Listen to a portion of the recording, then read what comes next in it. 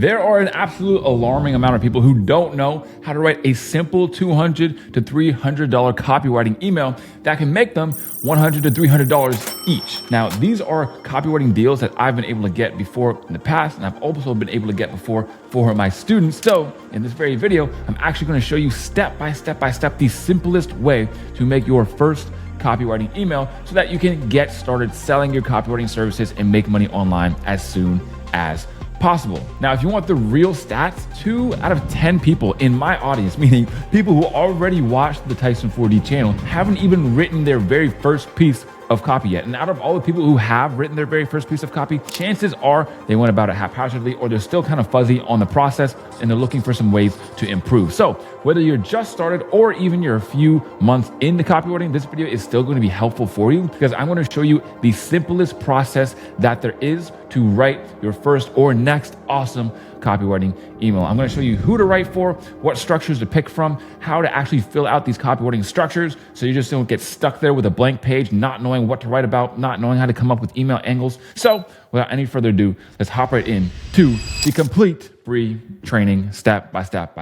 This is the easy email copywriting tutorial live walkthrough. Okay, you're going to see me do it step by step here. So as we go, step number 1, obviously you're going to want to pick a real entrepreneur. Okay, I have 3 here already for you, and they're also graded from easiest to hardest to write for. Now, the easiest to write for is going to be Benjamin. He's a dating coach. Dating and relationships is something super easy for somebody to write about because everybody knows about dating and relationships, unless you really are that ugly dude or really are that person who's terrible. Actually, even then, you still do know about relationships because you know what it's like to want to get in a relationship and don't know how. So the only people who aren't going to be able to understand what the dating life is like is probably if you're like asexual. But hey man, that's probably like 0.001% of the audience. Still goes to show it's the easiest person to write about. That's why he's in green. Next, we have Ridge. Now, Ridge is going to be a little bit harder to write about because he's someone who creates content for content creators on how to grow their pages and monetize their audience. And then next we have Ravi. Ravi is going to be hard to write about because he owns a business where he helps other businesses make money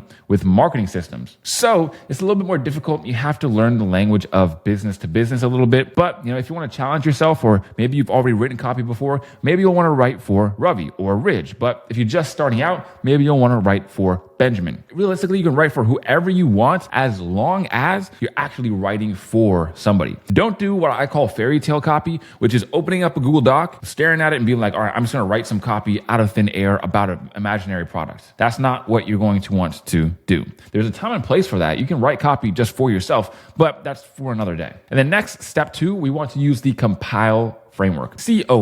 COMPILE.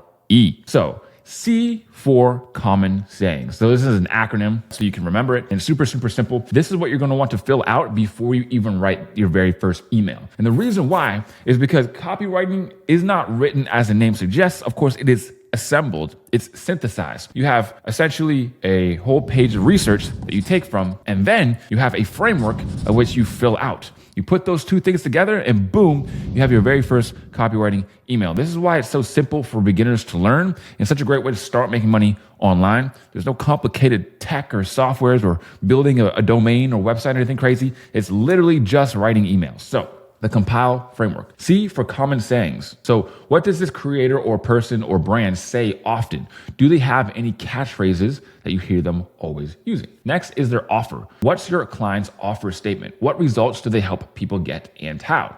So I'll help you set up dates, extra dates per week. I'll show you how to grow your business from 6 figures to 7 figures, all just examples. Next is methods and why they are inferior to mine and why. So what do most people try when they're trying to solve the problem that your client solves? So for example, we talk about the guy who shows you how to create a online presence and monetize it. Well, most people think that what you have to do is get a trending audio on Instagram, and then that's how you're going to get viral and blow up and start making a lot of money quick. When in reality, that's not actually what you want to do. What you want to focus on is the content of the video and making it as good as possible. Just because you have a hashtag doesn't mean you're going to blow up on social media.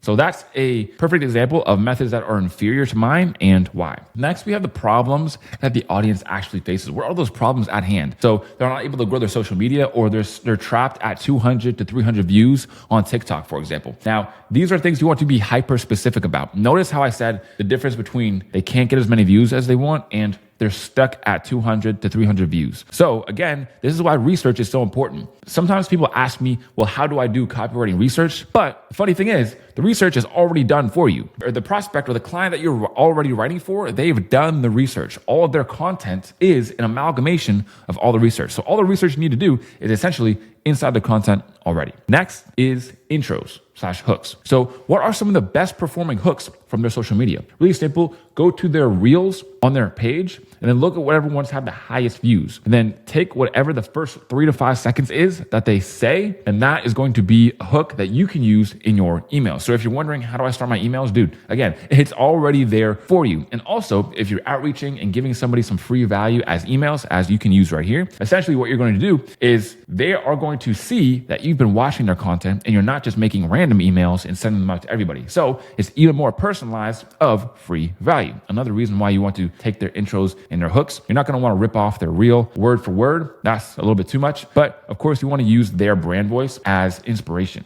Next are lessons from stories. Super important. Stories are essentially one of the best ways to sell or to shift people's beliefs, because in stories, people insert themselves as the main character. It's the same reason why when you're watching a horror film and there's a monster chasing after someone else, you're scared.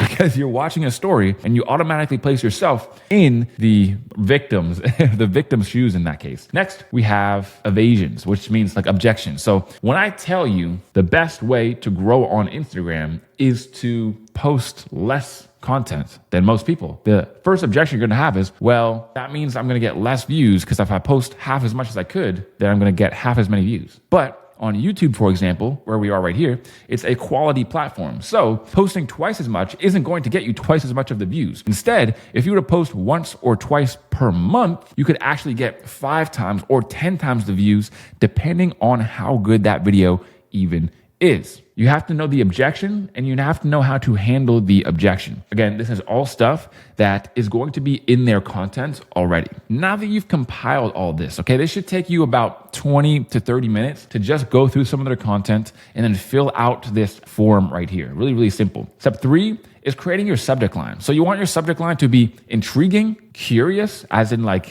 have something that I guess causes them to have some sort of curiosity, something that they don't understand or know about or want to learn more about. So a non-curious subject line is top 5 ways to lose fat, how to blow up on Instagram.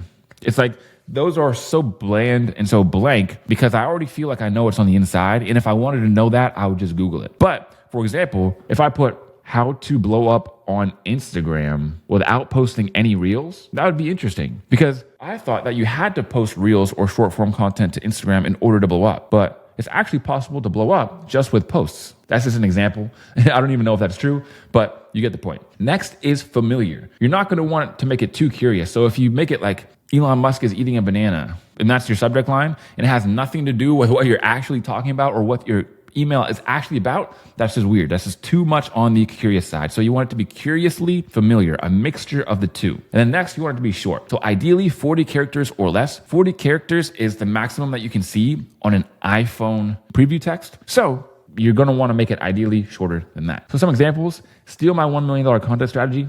Pretty simple, self-explanatory, straightforward. It's a promise, and it also is a proven promise. Next is micro audience equals 50% profit. So this leaves questions in people's head. What is a micro audience? What does that mean? Does that mean that I can do it quickly? Next is funny ads convert better. Use these. So it's hinting at value, also hinting at shifting your beliefs and educating you on a subject as well. Now you have your subject lines, your possible subject lines, or the subject line for your email. Now you have to pick a structure. So to make it as easy as possible, I've literally created a table for you so that you can know exactly how a structure goes. You have challenge, justify, and need structure, aka the CJN, problem, agitate, solution, aka PAS. And then you have hook, story, offer, also known as HSO.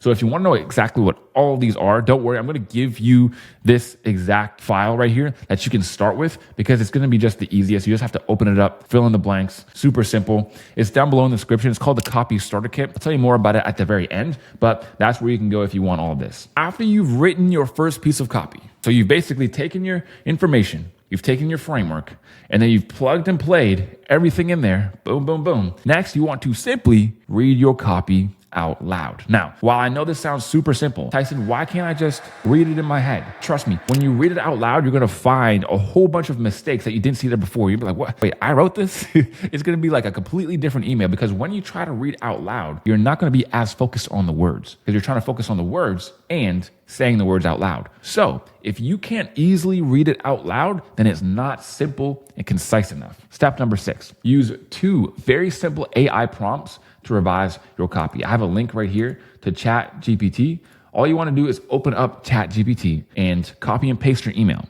Then you want to say, make this email better, and then see what it comes up with. This is usually going to help any grammatical or flow issues. If English isn't your first language, this is a must. A must. I can't stress it enough. You have to put it through ChatGPT. And I'm not saying put it through ChatGPT or AI and copy and paste it back. I'm saying look at it, see if there's anything that's better in the AI version, and then migrate some of those lines over to your own lines over here.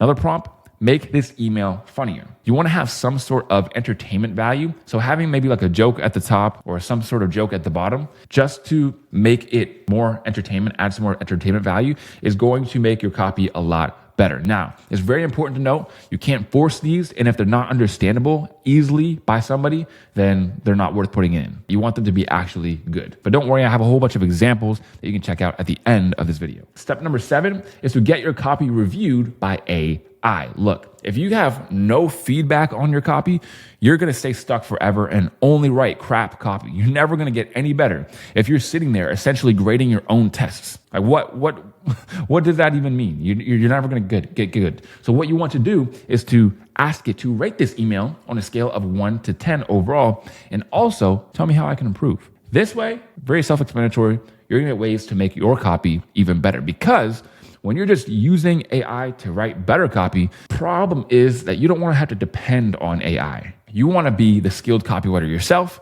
but of course, there are ways that you can write better copy in a shorter amount of time.